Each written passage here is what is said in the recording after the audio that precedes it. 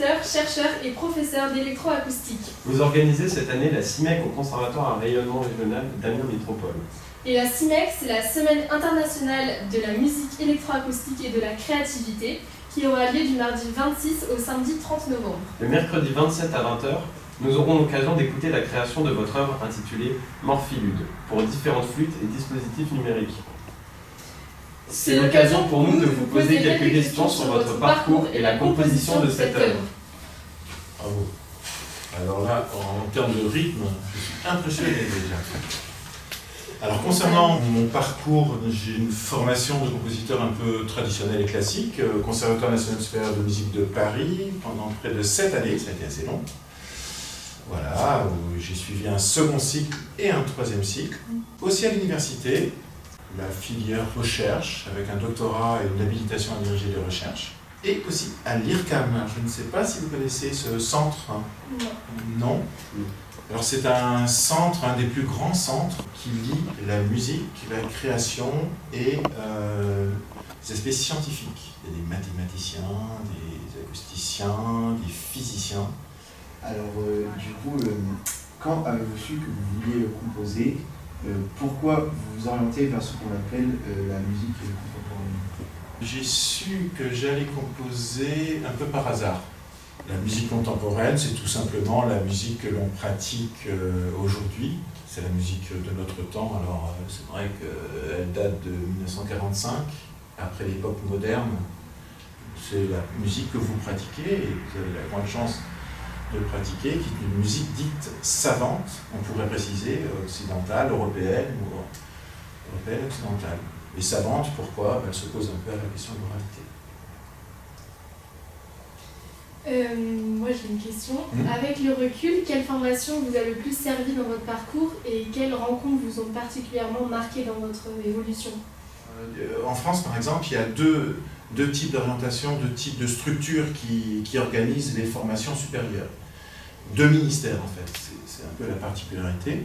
Il y a un ministère qui est lié aux universités, l'enseignement supérieur, et il y a le ministère de la Culture qui s'occupe plus des enseignants dits spécialisés. Le fait d'avoir un peu cette double formation, à la fois de comprendre un peu comment fonctionnent les universités, et un peu des grandes écoles, comme le Conservatoire national supérieur de musique de Paris, croiser comme ça des établissements avec des élèves différents, ça c'est vraiment passionnant et un très haut niveau, des élèves qui viennent de partout dans le monde, ça c'est vraiment fabuleux. C'est une très grande expérience en fait. Alors moi j'avais une autre question. On a pu avoir la partition des partitions que vous avez écrites, de vos compositions. On a vu qu'il y avait énormément de choses, de notation intéressantes, particulières et parfois qu'on ne connaissait pas forcément. Oui. Alors on se demandait avec quel logiciel vous utilisez, quel logiciel de notation vous utilisez. Est-ce que vous vous sentez parfois limité par les notations traditionnelles? Est-ce que vous en avez inventé? Dans l'évolution de la musique, même la musique que vous pratiquez, la musique classique, au départ, comme vous savez, il y a certains paramètres du son qui intéressaient beaucoup les compositeurs. Alors les hauteurs, bien sûr, étaient très très importantes pour les compositeurs, les durées. Mais par exemple, si vous regardez un clavier bien tempéré chez Jean-Sébastien Bach, il y a très peu de nuances, bizarrement. Dans l'évolution un peu de l'histoire, la question de ce qu'on appelle le timbre, je ne sais pas si vous comprenez un peu ce terme, le timbre, c'est la couleur du son. Un violon, ça sonne différemment d'une trompette. Cette évolution du timbre, l'orchestration, on pourrait dire, est née à partir de l'époque baroque, a fait que les compositeurs se sont dit, est-ce qu'on ne peut pas vraiment composer pour des timbres spécifiques, transformer les timbres, voire avoir une écriture complexe de la notion de timbre? Et donc, à partir de l'époque moderne, il y a vraiment des dates importantes, on pense à Schoenberg notamment, où on construit des couleurs d'accords, de timbres, comme ça. Et puis après, des compositeurs comme Chessy, où il y a pratiquement, c'est qu'une seule hauteur, mais on transforme le timbre, la couleur du son. Il y a eu un langage spécifique qui s'est développé à travers les modes de jeu contemporains, donc une façon de traduire le timbre. Par exemple, pour ceux qui jouent des instruments à cordes, flautendo, on joue d'un archet avec peu de pression, avec beaucoup de vitesse, il y a un timbre particulier. Le growl à la trompette, c'est un effet de tremblement du son qui est différent du flat avec la gorge. Avec le flat, ça donne une couleur, quelque chose d'intéressant, en tout cas pour les compositeurs. Tout ça associé à la question du bruit qui va intervenir dans l'écriture, des choses comme ça. Il y a eu un rejet de la musique savante pendant un temps autour de la question du bruit, et aujourd'hui, c'est aussi intégré. La question que tu poses avec les logiciels, oui, ça peut être parfois un petit peu embêtant. La souplesse qu'on peut avoir à la main, on ne l'a pas forcément avec des logiciels d'édition, alors que l'informatique devrait faire gagner du temps.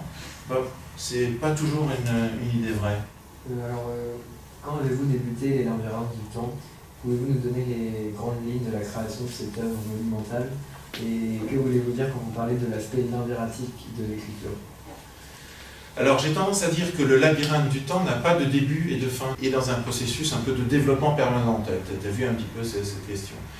En fait, progressivement, j'ai quand même réussi à dater le fait que je commence à travailler sur ce concept un peu d'œuvre en progression permanente, qui n'est pas nouvelle, hein, dans l'histoire des arts, il y a des artistes qui ont comme ça travaillé sur ce type de... Mais on peut dire une vingtaine d'années, on identifié comme une quinzaine, une vingtaine d'années. C'est une œuvre mixte, c'est-à-dire avec des instruments traditionnels, mais qui associe des nouvelles technologies qui sont plus nouvelles, hein, qui datent de 1957 dans le domaine de l'informatique musicale. Donc de quelle manière on associe différentes pratiques? Ici vous avez 3 départements, c'est un conservatoire important, vous êtes dans un conservatoire régional à Amiens, il y a 3 départements, danse, musique et art dramatique. Quand on se réunit, qu'est-ce que ça donne dans la création? Et le fait aussi d'avoir une idée de création polysensorielle. Alors on a combien de sens selon vous? 5. Voilà, pour moi, on ne peut pas être un compositeur sans penser aux 5 sens, c'est-à-dire à composer dans cet espace qui pourrait faire intervenir différents sens. Alors après, à réaliser, c'est complexe. Hein. Ça, c'est une pensée de compositeur. Entre la pensée, parfois, comme on dit en littérature, entre l'imaginaire d'un compositeur et la réalité de ça, il peut y avoir un écart. C'est ça. Et c'est parti. Alors, quelles sont vos sources d'inspiration pour composer? Vous situez-vous dans une tradition musicale? Quel est votre rapport au patrimoine musical des siècles passés? Et utilisez-vous des matériaux, des thèmes ou des références héritées du passé? Oh, que de magnifiques questions! Mais alors là, peut-être qu'il faudrait un temps long pour tenter de répondre, et je ne suis pas sûr de pouvoir répondre à toutes ces questions intéressantes. Alors, par exemple, si j'isole un peu la question sur les sources d'inspiration, on en a parlé un petit peu tout à l'heure, ça peut être de toute nature en fait, toute nature. Tu vois, te voir, ça peut être une source d'inspiration. Ça peut être un poème, ça peut être une odeur dans la rue, ça peut être 1905, 1915, de penser que le temps est en relation avec l'espace. Quelqu'un qui part dans l'espace et qui voyage et son jumeau qui reste, son temps va tourner plus lentement. Donc plus on acquiert de vitesse, plus on va dans l'espace, plus le chronomètre temporel descend. Par analogie, je transpose ça au son, plus je vais le faire tourner dans l'espace, grâce à l'ordinateur par exemple, plus je vais ralentir le temps. Tu vois, voilà 3 ou 4 exemples. Dans cette question du labyrinthe, c'est interne à l'œuvre, c'est-à-dire de quelle manière on se perd dans l'œuvre. J'adore me perdre, je ne sais pas vous, parce que dans ce cas-là, on ne sait pas ce qui va se passer. Donc, se perdre à l'intérieur d'un... Vous voyez ici, on se perd à l'intérieur d'un espace, l'espace du labyrinthe. Et l'espace du labyrinthe aussi, il est en dehors du labyrinthe. Et pour aller en dehors du labyrinthe, il y a l'histoire commune, et l'histoire commune qui est la nôtre. Et dans ces cas-là, les références à d'autres époques peuvent devenir un moyen pour le compositeur de perdre l'auditeur dans les méandres de l'espace-temps de la création et de l'humanité.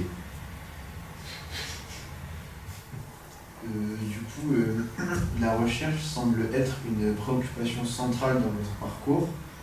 Quels domaines de recherche ont le plus apporté à votre cheminement en tant que compositeur? Donc mon domaine, ce serait d'être à la frontière entre une musicologie traditionnelle qui s'intéresse à l'histoire, le domaine plus scientifique de la synthèse, on a dit un peu la pratique des arts plastiques, mais voilà, sous forme un peu virtuelle. En fait, j'ai l'impression d'être jamais quelque part, un peu toujours décentré, un exilé permanent de la réflexion et de la pratique. Et est-ce que vos œuvres, elles portent un message? Qu'aimeriez-vous transmettre à travers votre musique? Vous êtes incroyable, ces questions, bravo. Et aussi bravo à votre professeur Laetitia Marion pour cette préparation intéressante. Ce qui me touche, c'est le fait de pouvoir communiquer avec d'autres, comme ce qu'on fait maintenant, et aussi communiquer avec soi-même sur un retour sur soi, l'histoire, ceux qui sont absents, nos ancêtres. On communique en soi, ça me touche. Voilà, c'est le seul projet, c'est ça, pour être en capacité de s'interroger, de communiquer. Pas autre chose. Pas faire du beau, du moche, du ceci, du cela. Ça me préoccupe pas. Et du coup, est-ce que c'est difficile de pouvoir faire entendre ces compositions aujourd'hui, et comment vit un compositeur de vous? Ça dépend pour qui, pour quel compositeur. Les compositeurs qui s'intègrent assez naturellement à ce qu'on propose. Il m'est arrivé par exemple de diriger l'orchestre philharmonique de Radio France pour enregistrer mes œuvres. On a 3 répétitions, enfin c'est des formulations très cadrées. Donc dans ce cadre-là, vous devez répondre à une commande qui est très précise. Voilà, alors on a une chance extraordinaire qu'on a la possibilité de le faire. C'est vrai qu'en étant un petit peu à la marge comme je suis, c'est-à-dire aujourd'hui, moi je peux projeter des œuvres comme en Iran, sur les tours de 43 mètres ou 45 mètres de hauteur, avec une diffusion sur un parc de 5 hectares, on peut avoir des tableaux, on peut rencontrer des poètes, on peut avoir une interaction avec la danse. Il y a des places, mais ces places sont cartographiées, sont resserrées. Alors est-ce que vous voulez que votre œuvre soit dans un musée? Ah, mais vous êtes musicien, vous n'êtes pas plasticien. Et actuellement, c'est de plus en plus difficile, il faut le dire, pour les compositeurs contemporains de vivre de leur création. Surtout si vous inventez des choses, si vous êtes en perspective d'avoir un imaginaire avec une projection comme on dit diachronique, c'est d'avoir une vision du temps, de proposer autre chose. Alors moi j'ai une question, comment est-ce que vous avez rencontré Matteo Cesari? Et si vous intéresse dans son jeu et dans les possibilités offertes par la flûte traversière? Alors Matteo Cesari, j'ai mis 1 an et demi pour le trouver, dans le sens que je m'étais dit, ah là Stéphane, il va falloir que tu travailles sur ton projet de création, Morphilude, avec un instrumentiste qui n'ait pas de limite, une vision infinie des choses. Et il a fallu 1 an et demi de recherche pour trouver Matteo. J'ai eu des contacts avec différents flûtistes, j'ai parcouru le numérique et les réseaux, jusqu'au moment où j'ai vu que ce flûtiste avait quand même enregistré toute l'œuvre de Brian Faneo à la flûte, qui est considérée comme l'œuvre la plus complexe, la plus virtuose dans le domaine de l'évolution de la technique flûtistique. Donc là, je me dis, ce personnage est quand même très étrange pour avoir investi autant de temps à jouer cette musique aussi complexe. Et il s'avère que la rencontre après était très enrichissante. C'est vraiment, si vous avez la chance de venir, et vous allez voir sa présence sur scène quand il joue, c'est assez monumental, il s'impose, il y a quelque chose d'assez magique. Est-ce que vous avez des lieux de prédilection pour composer? Alors avant, non, quand j'ai commencé au conservatoire, j'écrivais un peu des partitions aussi, avec un crayon, un papier, tout ça dans la tête, bien sûr, parce qu'on est entraîné à imaginer, quand on écrit pour orchestre, il faut imaginer dans sa tête. Et puis progressivement, malheureusement, d'une certaine manière, l'ordinateur a été présent avec moi et il faut que je transporte assez souvent. Alors il y a le portable qui facilite les choses pour simuler, pour calculer, parce qu'aujourd'hui l'ordinateur m'aide à calculer des choses. Quand je dis des choses, des espaces symboliques, hein, c'est du calcul, c'est de la programmation, pour faire en sorte de développer l'imaginaire. Donc c'est la programmation, c'est du calcul, c'est des chiffres, c'est pourquoi pas aller dans cette direction, après je transforme ça en son. Donc il y a un lien entre des aspects abstraits, un peu de la programmation, et aujourd'hui des aspects d'expérimentation sonore. Et pour ça, il faut avoir un portable au minimum, et dès lors que vous spatialisez, plusieurs enceintes. Donc là, ça devient un peu, en vacances, un portable ça va, plusieurs enceintes, ça devient un peu plus compliqué. Sauf si vous avez un chien, un chat, en fait, pas des grands-parents. Et d'où vient l'idée du titre Morphée Ludo? De rien. J'adore répondre comme ça, c'est à la fois une bonne question, mais tu vois, justement, j'ai appris dans ma composition à ne pas avoir d'explication et à faire en sorte qu'il n'y ait pas de lien. Et dans le labyrinthe, tu vois, là, on n'avait pas de lien avant, on commence à éventuellement en avoir. On apprend beaucoup à l'école, nous, de créer des liens, des relations. Faire un bon exercice de maths, c'est d'une certaine manière créer des relations qui sont elles-mêmes connues, créer un texte de français cohérent, c'est créer des relations. Mais pourquoi pas créer quelque chose sans lien? Tu vois, tu commencerais à chanter quelque chose, moi je fais autre chose, je chante autre chose, et ben voilà, on n'a pas de lien, et pourquoi pas considérer que cette existence du non-lien est aussi importante que l'existence du lien. Ça, c'est quelque chose qui me passionne assez et qui est aussi une très grande émotion. Et si vous êtes là, si on est là, c'est pour réfléchir aussi à d'autres formes d'interaction. C'est une chance pour vous, et pour nous, et pour moi, de vous avoir. Et dans un lieu aussi prestigieux que le Conservatoire d'Amiens, qui est un conservatoire régional, je rappelle, il se passe des choses très intéressantes et où la direction aussi du conservatoire soutient ce travail de création. Vous savez, vous êtes dans un conservatoire où l'enseignement de l'électroacoustique est l'un des plus anciens en France, en fait. Donc c'est une chance, la classe est ouverte d'ailleurs pour venir. J'avais juste encore une question pour revenir en fait sur la notion d'utilisation du son dans l'espace. Oui. Comment vous visualisez en fait en fonction de l'espace où lequel va être représenté, ou comment utiliser vraiment a priori cet espace qui peut être différemment, où le son peut être transformé différemment en fonction d'un espace, dans le sens où la résonance dans une salle de cours ne sera pas la même dans une immense cathédrale, par exemple. Et du coup, comment vous arrivez à visualiser tout ça à partir dans un studio ou des choses comme ça? Est-ce que la technologie qu'on emploie est à la pointe pour imaginer ce son-là, ou est-ce qu'il faut faire encore un effort mental pour visualiser cette dimension sonore supplémentaire vis-à-vis de l'espace? Là aussi une question très intéressante et du coup un peu technique en fait. C'est le rapport du lieu de diffusion à en effet la conception de la spatialisation. Question très très intéressante. Et en fait à l'IRCAN par exemple, ils ont créé un lieu qui est du coup neutre en termes d'acoustique.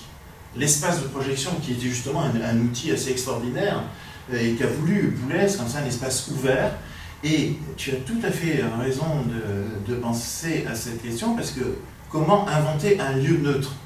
C'est du coup avoir une acoustique qui résonne le moins possible pour faire en sorte que grâce au logiciel et grâce aux enceintes qui vont être dans le lieu, transporter l'auditeur dans cette Simple Cathedral, dans le Concertgebouw d'Amsterdam, c'est-à-dire avec des réverbérations numériques, on va simuler tout type de réverbération jusqu'à créer des grottes, des choses assez incroyables. On projette le son dans n'importe quel univers en simulation numérique du son. Mais en effet, il faut partir d'un espace assez neutre. Retrancher une réverbération dans une église, il faudrait envoyer ce qu'on dit un signal en contrephase pour annuler certaines... ça deviendrait plus que... Ce serait compliqué. Mais à l'IRCAN, il y a une chambre dite anéchoïde, où carrément suspendu au-dessus du sol, vous rentrez dans cette chambre, en fait le son, quand il est projeté, ne rebondit pas sur les parois. C'est très particulier, donc on entend pratiquement son cœur battre. C'est le silence, c'est le seul endroit où le silence, entre guillemets, parfait existe, puisque c'est une son qui est complètement sourde et isolée de toute vibration du son. Je pense qu'avec la direction, ici, on pourra faire des voyages ou même avec votre professeur de culture, ça peut être passionnant de faire une journée dans ces endroits qui sont quand même assez extraordinaires et mondialement réputés. Voilà, je sais pas si... tout à l'heure, vous avez parlé de calculer. Oui. Qu'est-ce que vous calculez exactement sur le plan musical, sur le plan sonore? Oui. Il s'agit de quoi? Alors, tu sais, dans Bach, par exemple, quand tu entends du Bach, une fugue de Bach, est-ce que, à ton avis, c'est calculé? Oui, c'est réfléchi. Oui. Ça dépend des sons. Et est-ce que tu penses que ça peut avoir une correspondance mathématique? Ce qui est écrit dans Bach. Oui, exactement. Ce qui est assez troublant, les 4 grands systèmes contrapunctiques, c'est-à-dire, par exemple, prendre un thème et le mettre à l'envers, prendre un thème qui va dans un sens, le mettre en miroir dans l'autre sens, et prendre un thème en miroir à l'envers. C'est 4 systèmes de variation d'un thème initial. Et bien tous ces systèmes sont liés de la géométrie antique d'Euclide. Ce que vous apprenez en quelle classe? Bah voilà. Toute cette géométrie-là, toutes les isométries, les façons de passer d'un triangle en fonction d'un axe et des symétries, tout ça, c'est toute l'écriture de Bach. Et qui est considérée comme un des sommets de l'intelligence musicale. C'est d'une complexité, parce que voilà, superposer un thème à l'envers, à l'endroit, plus lent, avec les règles verticales, horizontales, c'est d'une extrême difficulté. Ici, on a la chance d'avoir un directeur organiste qui peut même improviser en temps réel ces règles contrapuntiques. Voilà, je voudrais vous remercier à la fois pour toute votre attention, tout votre sourire, le fait de m'accueillir aussi dans votre pratique avec votre professeur Laetitia Marion, aussi remercier la direction de l'établissement de favoriser ces rencontres. On a une chance inouïe, c'est de se revoir aussi notamment lors des CINEP de ces semaines. Et pas seulement, la porte est ouverte, on croise nos échanges, notre pédagogie, et c'est un grand plaisir d'avoir eu ce contact. Et un grand merci à vous et un grand merci au service de la communication du conservatoire de favoriser tout ça. Merci à vous. Merci. Merci.